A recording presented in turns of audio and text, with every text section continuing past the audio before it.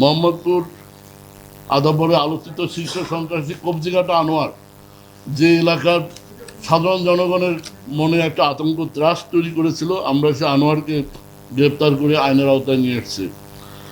এরই ধারাবাহিকতায় গতকাল 2 জুলাই রাজধানী মোহাম্মদপুরের কবজিঘাটা আনোয়ার গ্রুপের প্রধান সহযোগী সন্ত্রাসী মাদক ব্যবসায়ী কিশোর গ্যাং লিডার বাবু খান ওরফে টুন্ডা বাবুকে নড়াইল জেলার লোহাগড়া থানাধীন সিএনবি বাজার এলাকা থেকে র্যাব 2 এবং র্যাব 6 যৌথ অভিযান করে গ্রেপ্তার করে।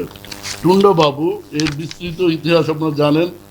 গত 18 ফেব্রুয়ারি 2005 তারিখে 2025-এ শ্যামলী হাউজিংয়ের 2 নং প্রজেক্ট থেকে এই টুন্ডা বাবুকে আমরাই র্যাব 2 গ্রেপ্তার করেছিলাম। ওই সময় সামুরাই, ছুরি এবং কিশোর গ্যাংয়ের সদস্যের সাথে সে প্রায় শোডাউন করত। এই 2 তারিখে তার একটা শোডাউন ছিল এবং বিভিন্ন চ্যানেল তার এই যে চাঁদাবাজি সন্ত্রাসী কার্যকলাপের শোডাউনের ভিডিও নিয়ে আপনারা অনুসন্ধানী রিপোর্ট প্রকাশ করেছিলেন এবং এই রিপোর্ট ফুটেজ সামাজিক যোগাযোগ মাধ্যমে ভাইরাল হয়। আমরা আগে থেকেই তার উপর নজরদারি রেখেছিলাম। গত 24 ফেব্রুয়ারি আমরা তাকে গ্রেপ্তার করি এবং তার বিরুদ্ধে আইনগত ব্যবস্থা গ্রহণ করে বিজ্ঞ আদালতে প্রেরণ করা হয়।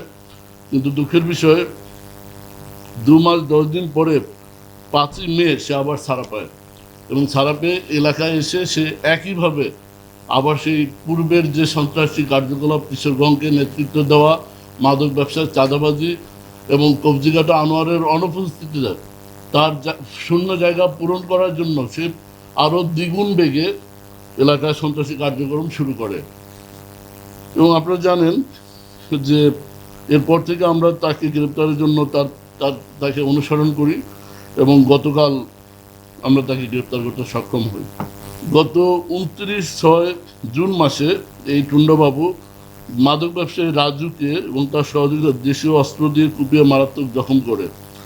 তার বিরুদ্ধে এই যাবৎ এবং এছাড়াও 30 জুন সে আদাবর থানায় টুন্ডাবাবুর সহযোগীদের বিরুদ্ধে একাধিক মাদক ব্যবসায়ীকে হত্যা চেষ্টার অভিযোগে মামলা রেকর্ড করা হয়। তার বিরুদ্ধে এ যাবৎ মোহাম্মদপুর আদাবর অন্যান্য থানা এলাকায় 4টি হত্যা মামলা, 2টি ডাকাতি মামলা, 2টি মাদক মামলা এবং 2টি দস্যুতা মামলা রয়েছে। প্রাথমিক জিজ্ঞাসাবাদে টুন্ডাবাবু আমাদের জানায় যে কবজিঘাটা আনোয়ারের সাথে তার এক পর্যায়ে সুসম্পর্ক গড়ে ওঠে এবং সে আনোয়ারের রাইট হ্যান্ড হিসেবে সে কাজ করা শুরু করে।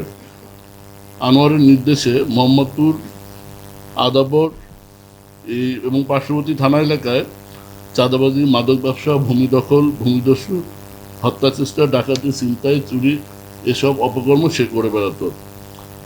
তার সবচেয়ে বড় যে অপরাধ প্রবণতা, মডাস অপারেন্ডি, সেটা হলো সে নির্বিচারে চাপাতি চালায়। নির্বিচারে শিশু, মহিলা, বৃদ্ধ যাকে যেখানে পায় টার্গেট পেলে সে রিক্সা থামিয়ে, গাড়ি থামিয়ে নির্বিচার নৃশংসভাবে চাপাতি ব্যবহার করে, সামুরাই দিয়ে কোপায়, যেগুলো সামাজিক যোগাযোগ মাধ্যমে ভাইরাল হলে জনমনে আতঙ্ক তৈরি হয়, অলরেডি হয়েছে। আমরা এই ভয়ানক সন্ত্রাসীকে এর আগে একবার গ্রেপ্তার করেছি, আজকে আবার আমরা গ্রেপ্তার করে তার বিরুদ্ধে সর্বোচ্চ আইনি ব্যবস্থা গ্রহণ করা হবে।